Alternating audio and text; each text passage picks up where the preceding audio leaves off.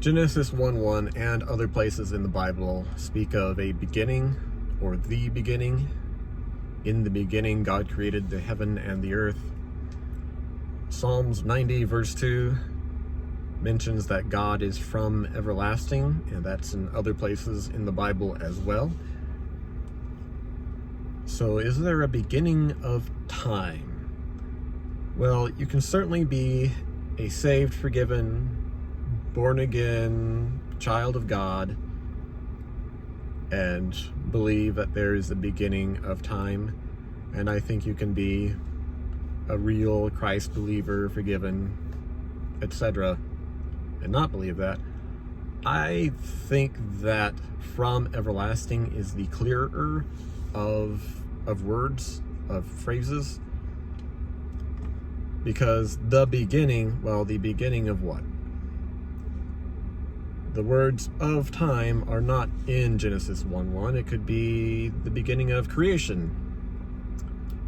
It could be, now here's a deep thought, it could be the beginning of beginnings.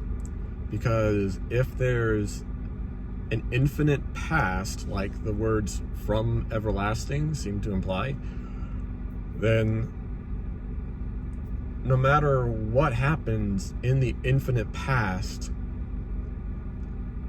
that could be not the first time that such a thing occurred. And there could be no beginning of anything before that. There was just the triune God, the Father, the Word, and the Holy Ghost having unimaginably wonderful, perfect, flawless, beautiful fellowship with one another. You know, and every beautiful, loving thing and interaction that they had, there was always one like that before. That could be the case, I think. Now, even though I think this is a beautiful explanation, it's very philosophical and just kind of boggles the mind. Can I be dogmatic about it? No. I think these three theories of, well, beginning of time, or beginning of creation, or beginning of beginnings, I think they all have roughly equal proof or in the Bible. My stance is that from everlasting seems to be clearer, and the beginning, not so much. But we could honorably and decently agree to disagree on that. One of the things I say is that theology can be good, of course. Apologetics, defending the faith, can be good, of course. Defending it in a logical, scientific way. Both of those things can be good. They can also be taken too far. Taken too far, theology is answering questions that God knows that you don't really need the answer to. You know, how about we focus on what God is communicating to us?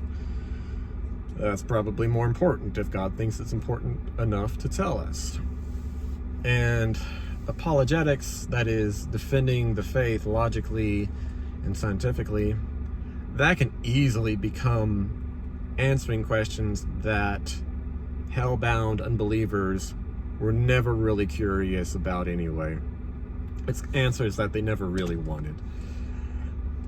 So, yeah, this is an interesting, fun little mental exercise. What is the beginning, if not necessarily the beginning of time?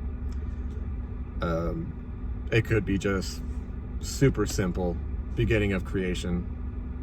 It could be what I think is rather deep, the beginning of beginnings. There's always a predecessor before that. Who knows?